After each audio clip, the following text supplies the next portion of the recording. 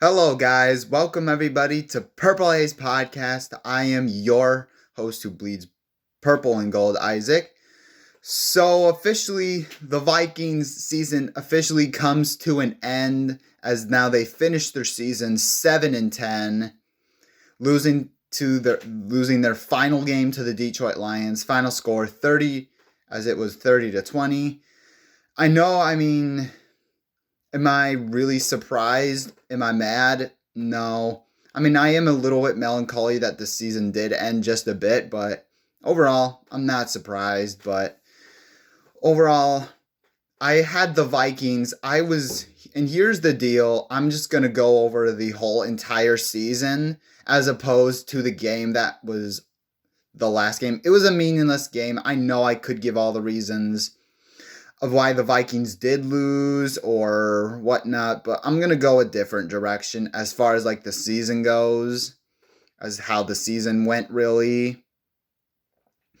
I was because here's the deal. I'm going to and I'm not afraid to admitting that I was wrong, okay? I'm not afraid to admitting that. So I was so confident going into 2023, I was like, hey man, the Vikings, they just drafted Jordan Addison, a great piece. They just added a few elements to the offensive line. I thought the Vikings offense was going to be a high octane offense as far as I'm concerned because you got basically Alexander Madison, who's like, I thought would be decent. Justin Jefferson, TJ Hockenson, Jordan Addison, KJ Osborne, they're going to just light up every single defense that's in their way. As it turns out, and also with Brian Flores instead of Mike Pettin, I thought Brian Flores would just make this defense shine, and we would be. I predicted 14-3 going into the 23 season. That was before, but apparently I thought they would be much better than the 2022 season, but it actually turns out they were much worse in the 2023 season, as it turns out. Speaking from like the offensive side, there are some good takeaways, though, like the wide receiver room, it's still laser sharp with Jordan Addison, Justin Jefferson, who, by the way, Justin Jefferson finished with 1,000 yards, probably like he's basically one of the three fewest wide receivers to have 1,000 yards with 10 games or less. That shows you why he is the best receiver ever. And if you take away those games that he was injured, if he was healthy, I think he does a whole lot more damage than what he's already done when he wasn't hurt. And so this just shows that Justin Jefferson, I just hope we hang on to this dude for such a long time. And Jordan Addison shows you why he's one of the best rookies ever. He's absolutely phenomenal. And TJ Hockenson, he started off really slow, but he got off to a much stronger finish from the rest of the season. So he's been amazing. So the receiving room, the defense has been shining as of late, the last like 3 or 4 games, they got gashed regularly. But I'm going to give Brian Flores a pass. I'm willing to give him because he's overachieved with the weapons that he had. So I'm not going to bash him at all. But here's exactly what I am to say, though, as far as like all these winnable games. And it starts at the top, really. It's just the turnovers have been such a big issue. Yes, you can say, but I would say the majority of the reason why the Vikings are 7-10 is just because it's at the top. GM and head coach. Starting with the GM, there have been so many times where you wanted to get cute with your draft. Most of the 2022 NFL draft has been bust. And if you would have had Kyle Hamilton over Lewis Cine, I think that's a win in my book.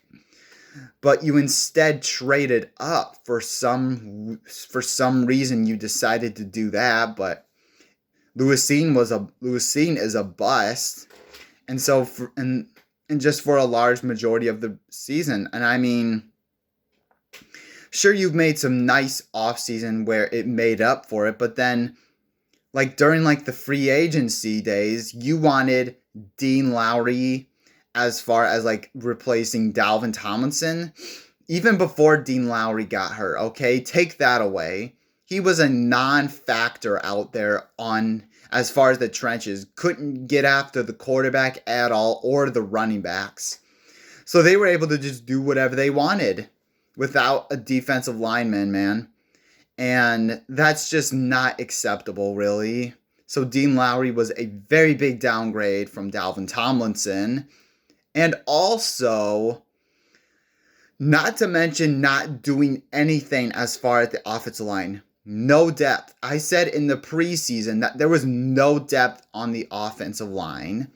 And that's still very, very well true, which there was a ton of injuries and the offensive line got exposed. I'll give you credit that you signed Dalton Risner, but it was a bit late, I would say. And you did not want to really do anything. Like, absolutely nothing.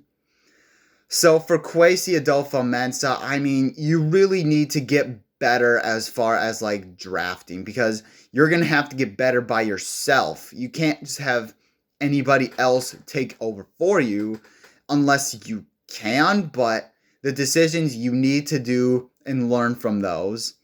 As far as the head coach is concerned, I mean, but this is going to be the last time I'm ever going to, by the way, this is going to be the last time I'm ever going to criticize these dudes right now. As far as Kevin O'Connell is concerned, you need to delegate play calling to somebody else. Yes, I mean, I get, because a majority of the reason why we're 7-10 is because the head coach. The team looks like they are mentally fragile and soft. That's basically the case right now. And I get it, though, for Kevin O'Connell, but for me, he needs to give it up for somebody else, because okay, before I get into these things that I'm about to say, name one thing as far as coaching exercises. Leave out the locker room speeches, leave out the press conferences that he sounds good at. Leave those out of it. As far as coaching X's and O's on offense, what was one thing that you saw from KOC that he has improved upon that you say, yeah, he's improved very greatly? Nothing. And so there are just so many, because all these one-score games that you lost, I think yes, turnovers happen. Yes, turnovers. And injuries, yes. All those things happen, but at the end of the day, you still, as the head coach, have to take control of those games, even when players are fumbling.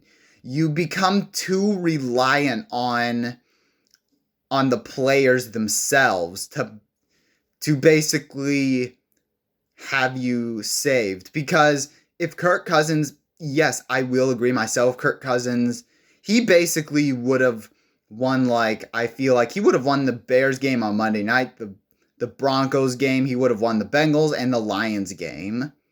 He would have won all those games, and we wouldn't be talking about this, but here we are. But right now, you still have to take control. Against the Broncos, you basically settled for a field goal. That's being conservative. And then also, against the Bears, after a fumble recovery by Josh Metellus, with 3 minutes left, you called a run, screen pass, vanilla style type of offense.